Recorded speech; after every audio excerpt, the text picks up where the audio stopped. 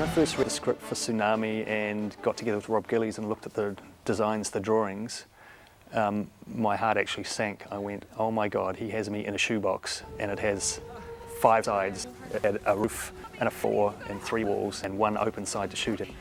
No windows, no practical lights, because when the ships are turned, all the lights go out. I thought, man, I am screwed here. What am I going to do? I was walking around with that script for quite a while, and it was sort of there, and they were always threatening that we're going to make this show. And I used to say, this, you just can't make this show. This will be one that can't be made.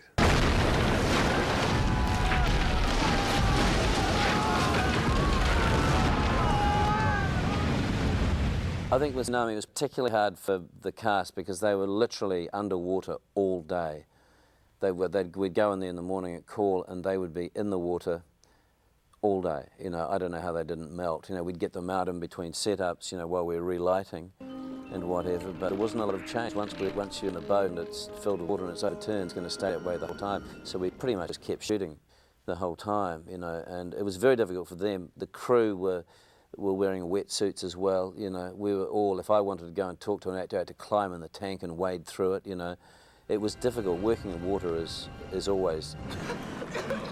Everybody keep calm.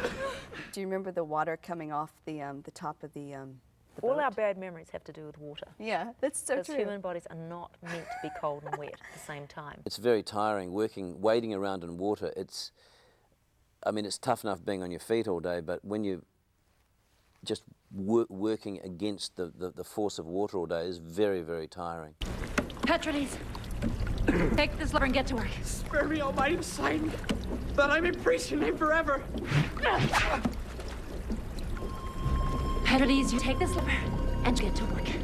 The important thing is that morale during that shoot stayed right up there. We had Bruce with us. Yeah, so it wasn't that bad, at least. It's always good to have Bruce because he's such he's an so old pro, professional. and Give us the humor.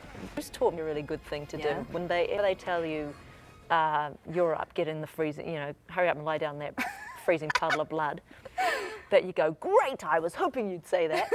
It was something like that. And just by saying the opposite of how you feel at that moment actually kind of makes it all right for a second. When you design, you have to design the way you're going to shoot these scenes very, very carefully, because you have to be very specific about exactly what you need. There were different sets. It was a standard old procedure, which is where you build the set like a box. It was all in a studio, it was like a box within a box.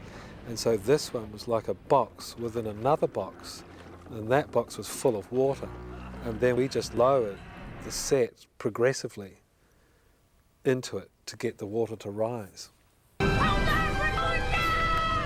ship was slowly drifting down under the water, and I thought, I've got to get some kind of watery light effect in there, otherwise, I mean, literally it would be dark. All the practical lights had gone off because of water going everywhere, and they would have burned up the oxygen, so they would have turned them off anyway. Just moving camera around in water is very, very difficult, just keeping it dry, you know. We wanted tripping shots and moving shots and so on and so forth, Steadicam shots, all of that through debris in the foreground. It was difficult, and especially as the water level got higher and higher and higher, and there was less air, supposedly, they got pushed up further towards the roof. As the boat filled with water, it got much, much more difficult. Make it now!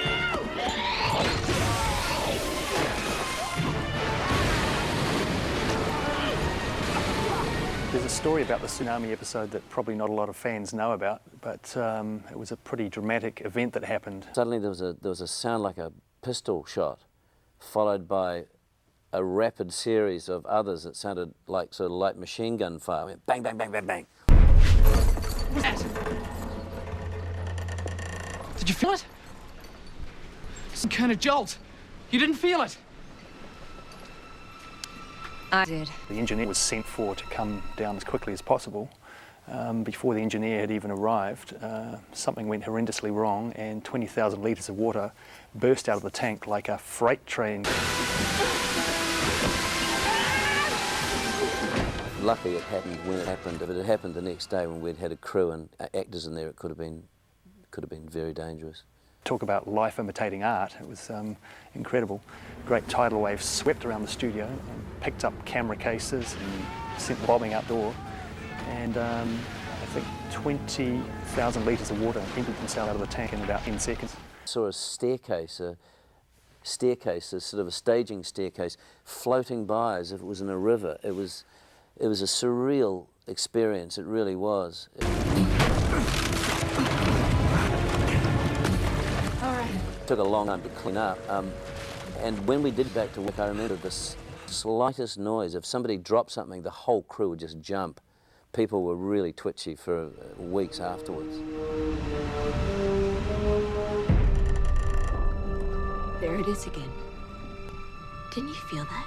I think it's one of my favourite of the episodes of Xena that directed Tsunami. It was I like the claustrophobic nature of it. It was kind of more like a stage play than anything, because it's such a limited set.